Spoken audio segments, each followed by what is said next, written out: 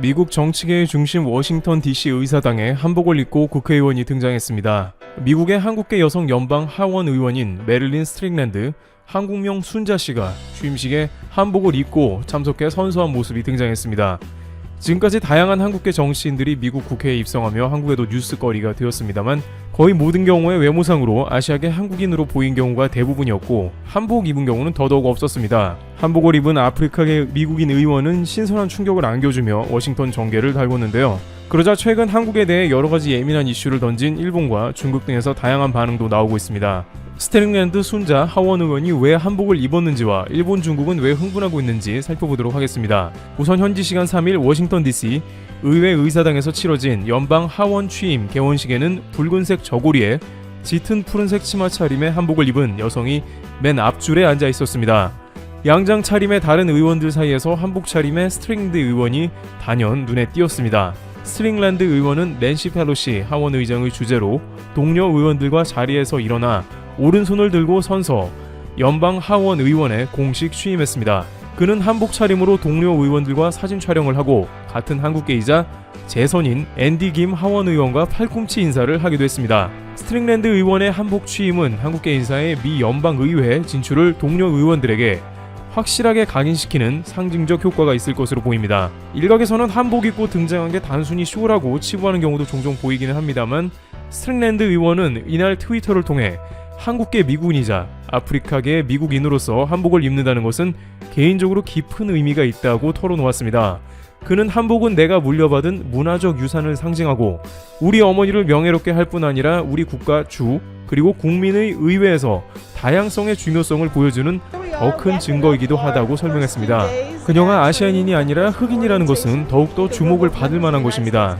워싱턴주 제10선거구에서 승리한 스트링랜드 의원은 한국인 어머니 김인민 씨와 미국인 흑인 아버지 윌리 스트링랜드 사이에서 1962년 9월 서울에서 태어났습니다. 1살 때 아버지를 따라 미국으로 건너간 스트링랜드 의원은 워싱턴주 타코마시 의원을 거쳐 시장에 당선되기도 했습니다. 스트링랜드 의원은 하원 의원 선거 운동 기간 중 한국계라는 자신의 정체성을 자랑스럽게 여기며 어머니로부터 물려받은 정신적 유산을 소중히 여기는 모습을 보여왔습니다. 그런데 일부 네티즌들은 단순한 퍼포먼스이지 한국과 무슨 상관이라는 의견을 보이고 있습니다. 그냥 개인의 성공이고 엄마한테 감사를 표현한 것이지 한국에는 아무런 영향도 없을 것이라는 주장입니다. 하지만 미국 정계에서는 확실히 다른 반응입니다. 현재 하원의 한국계 의원은 모두 4명이 당선되었고 이들은 한인 권익 신장과 한미관계 증진을 위해 상당한 역할을 할 것으로 기대되고 있는 것입니다. 왜냐하면 스트링랜드 순자 의원은 미국 타쿠마에서 시장을 9년간 역임해온 정치적 입지가 탄탄한 인물입니다. 그런데 굳이 한복을 입는 쇼를 할 필요는 없었습니다. 이는 스트링랜드 의원의 진심이라는 것이며 한국에 대해서 호의적인 각종 법안은 물론이고 한국의 우호적인 여론을 제시하기 위해 애를 쓸 것이기 때문입니다. 최근 한국은 미국과 혈맹관계임에도 불구하고 다소 부당한 대우를 받았다는 의견도 많았습니다. 트럼프 대통령은 한국이 미국을 벗겨먹는다라고 여러 번 얘기하며 돈을 많이 내야 한다고 말했습니다. 그러면서도 계속해서 주한미군을 철수해야 한다고 압박했고 막상 사드 때는 뒷짐을 지고 있는 모습을 연출했습니다. 그 밖에 한인사회도 미국에서의 위상은 그다지 높지 못하는 등 한국이 미국 사회나 경제에 기여한 것에 비해서는 한국이 제대로 된 대접을 받지 못한다는 목소리가 다양한 계층에서 나오고 있었다는 것입니다. 예를 들어 경제계를 꽉 잡고 있는 유대인의 경우에는 실제로 미국에 끼치는 영향력이 막강하고 대접도 다릅니다. 따라서 이러한 의원들이 한복을 입고 국회의사당에 등장해 한국을 과시한 자체는 적지 않은 의미로 해석될 수밖에 없습니다. 한국에는 중요한 정치 외교적 대목에서 이러한 의원들이 힘을 실어줄 수 있기 때문에 든든해지는 것이죠. 그런데 한국과는 다르게 일본, 중국에서는 관련 뉴스가 나가자 색다른 반응을 보이고 있다고 합니다. 최근 일본에서는 한미관계가 역사상 최악으로 꼬이고 있다는 출처를 알 수 없는 뉴스가 나가고 있습니다. 대부분은 한국은 친중국가라서 공산화가 되어가니 민주주의 동맹인 미국, 일본 등에서 경계한다는 것입니다. 그런데 미국 정치계의 핵심이라는 워싱턴 정계에서 한복을 입은 국회의원이 등장했다는 소식에 적잖이 놀랍니다. 한 일본 네티즌은 그 뿌리가 어떻든 간에 국가에 충성을 바쳐야 한다라며 일면 스트링랜드 의원을 배신자 취급을 하고 있습니다. 또 다른 네티즌은 만약 입장을 바꿔서 생각해봐라. 중국 옷을 입고 당선되어 한국 국회에 선서를 했다면 라면서 부당하다고 말합니다.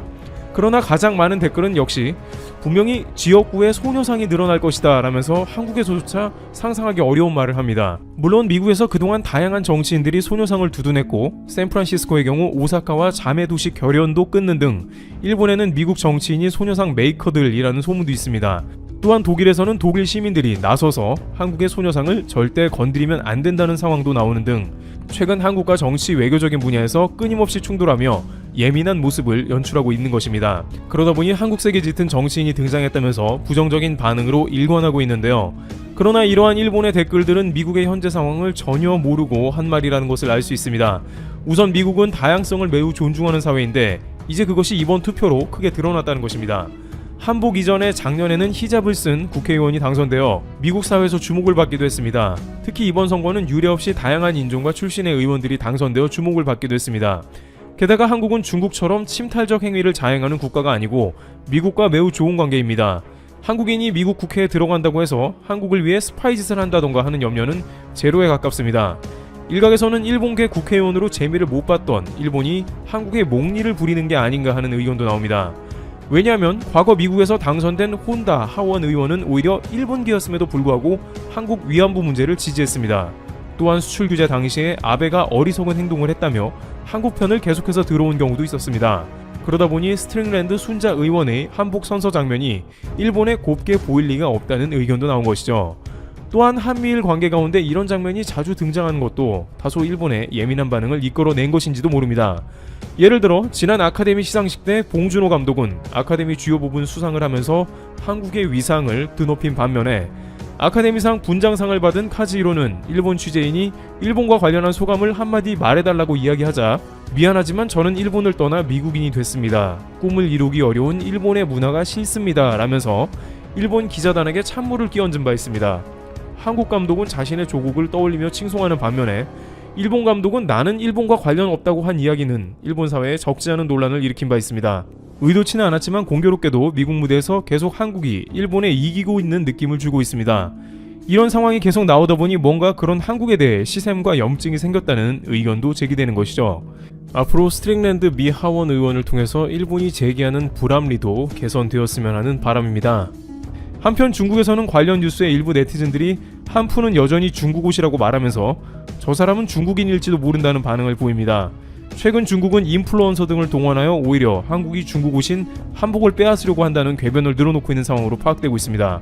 하지만 이번 기회로 인해서 한국의 한복임을 다시 한번 국제적으로 인증하게 된 계기가 될 수 있을 것입니다. 이처럼 주변국에서는 한국이 뭔가 주목받는다거나 잘 된다거나 하면 하나같이 부정적으로 반응하고 있습니다. 하지만 세계 속의 한국은 미국 사회에서도 그 영향력과 정체성을 드러내며 인정받는 모습을 보여주고 있습니다. 트래블튜브 여기서 마치겠습니다. 감사합니다. 독도는 경북 울릉군 울릉읍에 소속되어 있습니다. 바로 옆에 있는 울릉도와는 형제섬이라고 할 수 있습니다. 그런데 울릉도와 독도의 거리는 얼마나 될까요? 그간 한국의 부처들이 서로 다른 결과를 내놓아 정확한 수치가 나오지 않았습니다. 울릉군과 독도 관련 자료를 최대로 보유하고 있는 독도박물관은 92km라고 했고 해양수산부는 87.807km, 건설교통부는 89.493km로 발표했죠. 대략 90km 정도인데 정확한 거리는 파악이 어려웠습니다. 그런데 해양수산부가 최근 수치를 통일했습니다. 울릉도와 독도 사이의 거리는 87.4km입니다. 독도에 가려면 포항 여객선 터미널에서 배를 타야 합니다. 그런데 서울에서 간다고 생각하면 이미 포항까지 가는 게 상당한 일입니다. 만약 울릉도까지만 빠르게 갈 수 있다면 어떨까요? 울릉도에서 독도까지는 금방 도착할 수 있겠죠?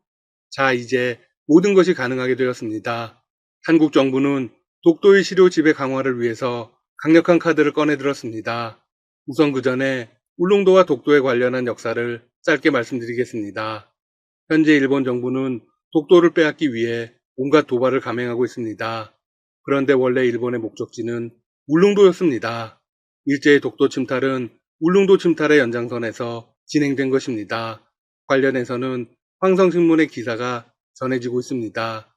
1902년 5월 1일자 기사를 보면 일본인의 우리강토 점유가 울릉도로서 시작이 될지 두렵다고 밝히고 있습니다. 황성신문에 따르면 울릉도의 일본 인구는 약 550명이고 한국인은 대략 3,000명에 이르렀습니다. 6배에 가까운 인구에다 정부 관리까지 파견된 곳이었으나 일본인의 횡포를 막지 못했습니다. 일본인들은 울릉도의 수목을 멋대로 베가고 아나무인으로 행동했습니다. 독립신문 역시 울릉도에서 일본인들이 저지른 만행을 소개하고 있습니다. 울릉도에 들어와 베어낸 나무를 반출할 때 밭의 곡식을 마구 짓밟아 백성들이 독한 흉년을 당한 것과 같아 죽을 지경이었다고 했죠. 일본인들은 칼을 빼어 뭔가 못된 행실을 부렸다고도 전해집니다. 현재 일본은 울릉도를 자신들의 영토로 만들기 위한 야욕을 부리고 있습니다. 만약 독도를 자신들의 것으로 만든다면 다음 타겟은 분명 울릉도가 되겠죠? 물론 전혀 불가능합니다. 한국이 일본에게 독도를 빼앗길 가능성은 전혀 없습니다. 설령 만에 하나 그런 일이 일어나도 울릉도는 불가능합니다. 샌프란시스코 조약의 제주도와 울릉도는 한국의 영토라고 확실하게 명시하고 있기 때문입니다. 자, 그런데 이번에 정부가 엄청난 행보를 선택하면서 일본은 모든 걸 포기해야 할 상황에 놓였습니다. 군사, 관광, 과학의 전초기지로서 독도의 모도인 울릉도의 기능을 크게 확대할 예정이기 때문입니다. 독도에 대한 접근성은 물론이고 한국의 실효적 지배가 크게 강화될 전망입니다. 울릉도 곳곳이 변화의 조짐으로 바빠지기 시작했습니다. 울릉도에 일어나고 있는 일은 크게 두 가지로 볼 수 있습니다. 첫 번째는 사동항의 대대적인 개편입니다. 두 번째는 가장 강력한 카드인데요. 바로 울릉공항 건설입니다. 하나씩 살펴보도록 하겠습니다. 울릉도 남쪽 해안의 사동항이 다목적 항만으로 탈바꿈하려는 준비가 한창입니다. 정부는 독도에 대한 영토 관리를 강화하고 기존 도동항과 저동항 기능을 분산하기 위해 사동항 확장 공사를 시작했습니다. 2011년부터 투입된 예산만 2,787억 원에 달합니다. 지난해 이미 완공된 길이 640m의 동쪽 방파제는 먼 바다에서 밀려오는 파도로부터 항구를 지켜주고 있습니다. 사동항이 생기면 어떤 장점이 있을까요?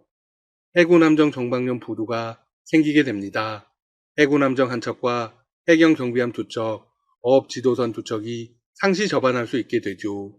일본 측이 불법적인 움직임을 강행할 때 빠르게 출동할 수 있습니다.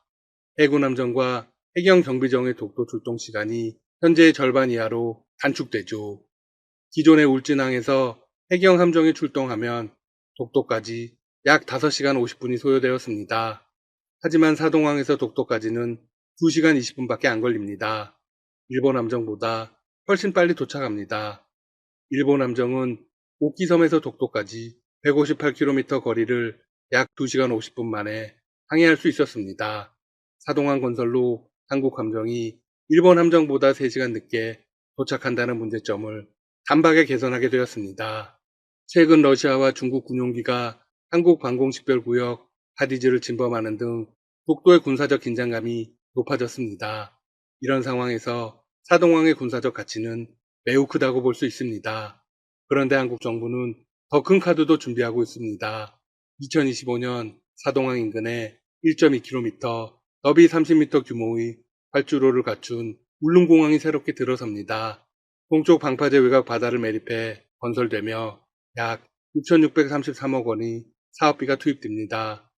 50인승 이하 소형 항공면 이착륙이 허용되지만 엄청난 효과를 가지고 옵니다.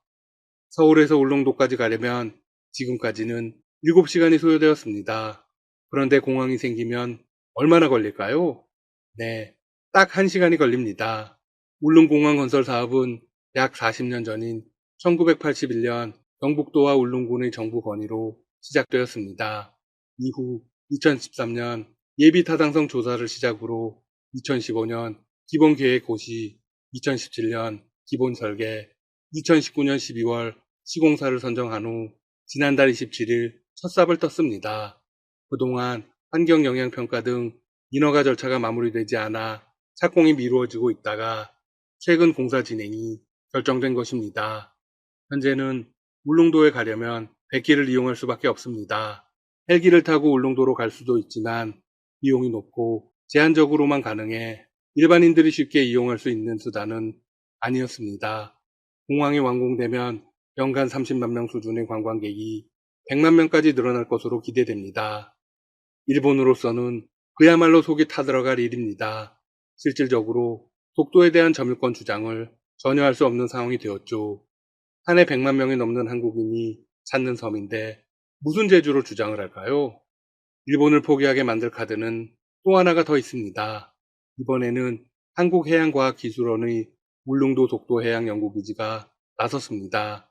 이곳은 국내에서 유일하게 독도의 바다만을 상시적으로 모니터링하는 기능을 수행합니다.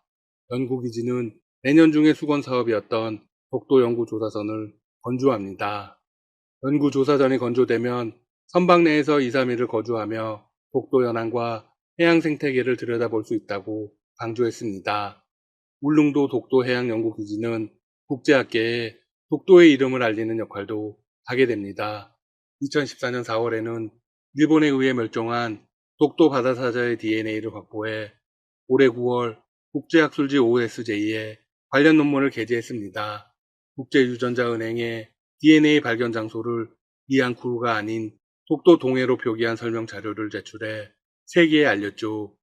또한 해조류를 뜯어먹어 독도 해역을 황폐화하는 성게의 증식을 억제하는 등 생태계 보존 역할도 수행합니다. 이 같은 방식의 연구 활동 역시 독도 생물 주권과 영토 수호에 도움이 될 것입니다. 이번 기회에 한국이 완전히 못을 박네요. 이제 남은 일은 일본이 포기하는 것뿐입니다. 지금까지 닥터시사TV였습니다. 여러분 시청해주셔서 감사합니다. 구독과 좋아요 부탁드립니다.